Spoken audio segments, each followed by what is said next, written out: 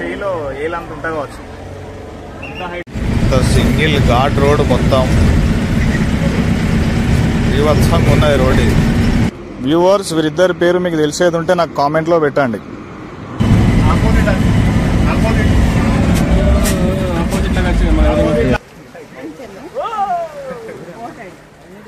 సముద్రానికి ఆనుకోనే ఈ గుడి ఉంది.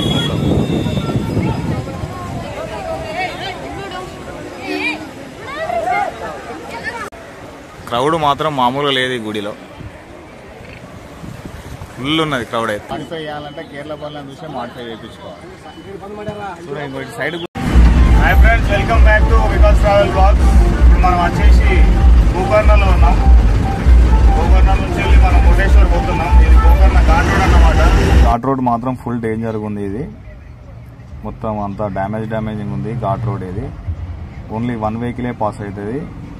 ఇది గోకర్ణలో ఒక విలేజ్ అన్నమాట, అంత ట్రైబల్ విలేజ్ లాగా ఉంది. ఇది ఈ విలేజ్లో రోడ్స్ వచ్చేసి చిన్నగా ఉన్నాయి. దీంట్లోనే బస్సులు, కార్లు, ఆటోలు అన్నీ పాస్ అవుతున్నాయి. ఇక్కడ ఒక ప్రత్యేకత ఏందనంటే సాల్ట్ ఫార్మింగ్ చెరువులు ఉన్నాయి ఇక్కడ. సాల్ట్ వీళ్ళు ఏందనంటే ఒక చెరువు లెక్క చేసి సాల్ట్ అనేది తయారు చేస్తారు వాళ్ళు. అది కూడా ఉంటుంది, మన ముంగట వ్యూ అవుపిస్తుంది. అక్కడ రైట్ సైడ్లో మనకు కనిపిస్తుంది సాల్ట్ ఫార్మ్స్ అన్నమాట. అవి చెరువులు అన్నమాట. అటు రైట్ సైడ్లో లెఫ్ట్ సైడ్లో రెండు పక్కలో ఉన్నాయి.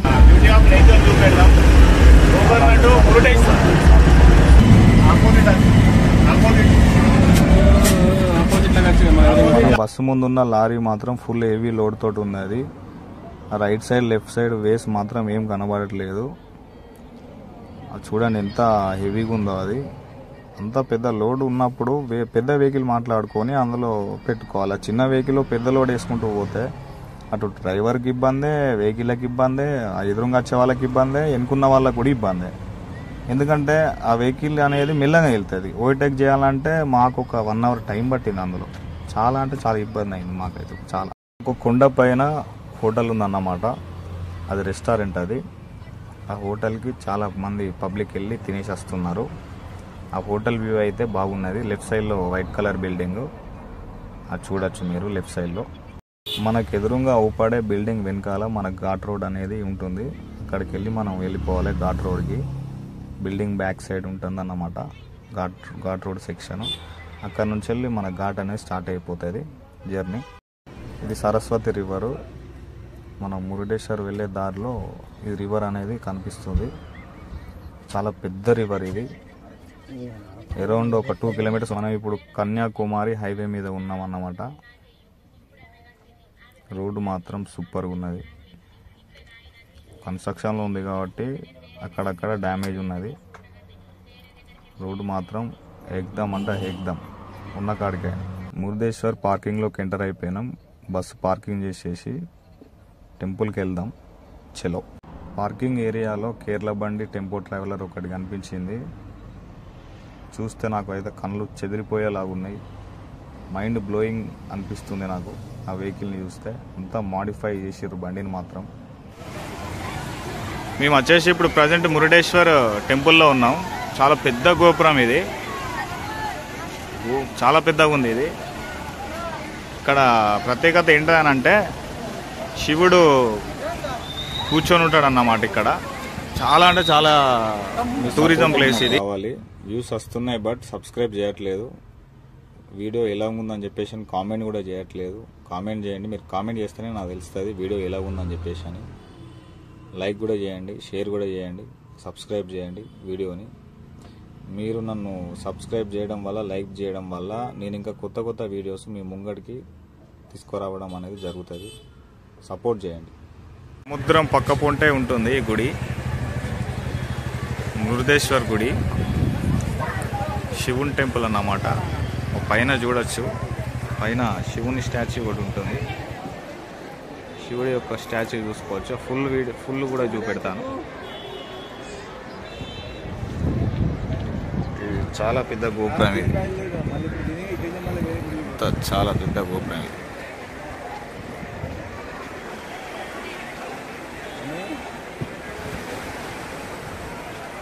ఇప్పుడు మనం మురుడేశ్వర్లో ఉన్నాం టెంపుల్లో. శివుని స్టాచ్యూ చూడండి ఒకసారి.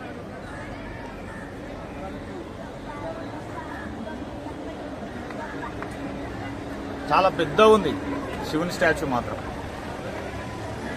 మనం నేనైతే ఆ శివుని చేయిలో ఏలంత ఉంటా కావచ్చు, అంత హైట్ ఉంది. పైకి వెళ్దాం, సీదా మనం స్టాచ్యూ కాడికి పోతాం, శివ స్టాచ్యూ దగ్గరికి.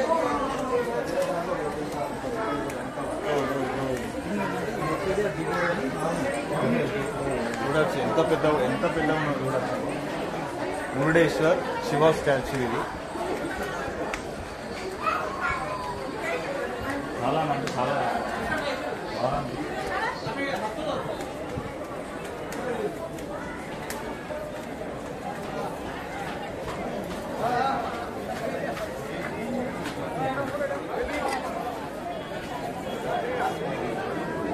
స్టాచ్యూ దగ్గర ఉన్నాం మేము మనం ప్రజెంట్ వచ్చేసి.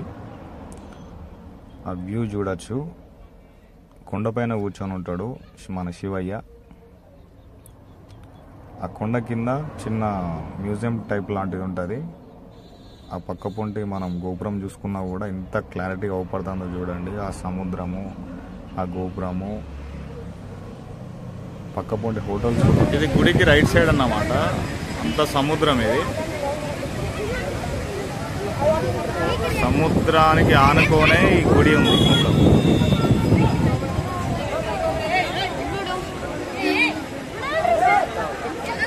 కంప్లీట్ నా చేతులు ఎంత దూరం ఉన్నాయో అంత దూరం ఉన్నట్టు చూసినట్టు అనిపిస్తాను విగ్రహం.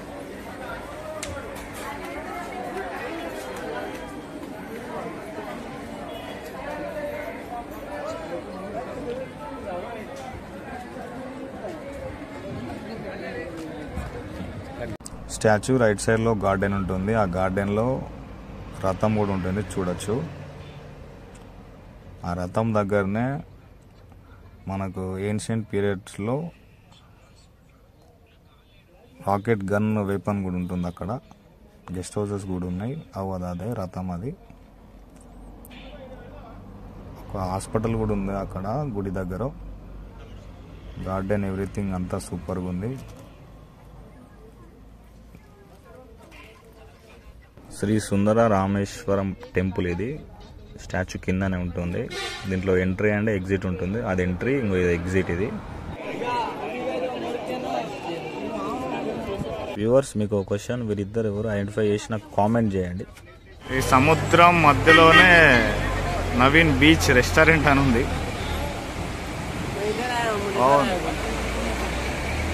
ఈ గోపురం వచ్చేసి ఒక 30-35 ఫ్లోర్స్ అంత హైట్ ఉంటుంది గోపురం. అది ఆ బీచ్ వ్యూ కూడా చూసుకోవచ్చు. వ్యూస్ వస్తున్నాయి కానీ సబ్స్క్రైబ్ చేయట్లేదు. సబ్స్క్రైబ్ చేసుకోండి, లైక్ చేయండి. మన శివయ్యని ఎంత చూపెట్టినా కూడా తక్కువనే. శివయ్య ఆజ్ఞ లేని చీమ కూడా పుట్టదంటారు. బీచ్లో పాషాబాయ్ నేను సరదాగా అలా ఎంజాయ్ చేసాం. వ్యూ మాత్రం ఎక్సలెంట్ ఉంది. Beach view. బీచ్లో చేపలు పట్టడానికి వేటకి వెళ్తున్నారు. బీచ్లో ఫుల్ ఆఫ్ బోట్స్ ఉన్నాయి. వీళ్ళు ఏందనంటే 4 o'clock 5 o'clock వేటకి వెళ్తారన్నమాట ఈ బోట్స్ పట్టుకొని. కొన్ని బోట్స్ ఆల్రెడీ ముందే బయలుదేరిపోయినాయి. వీడియో నచ్చితే మాత్రం లైక్ చేయండి, షేర్ చేయండి, సబ్స్క్రైబ్ చేయండి. మీ సపోర్ట్ నాకు ఎప్పటికీ ఉండాలని నేను కోరుకుంటున్నా. వీడియో ఎండ్ చేస్తున్నా.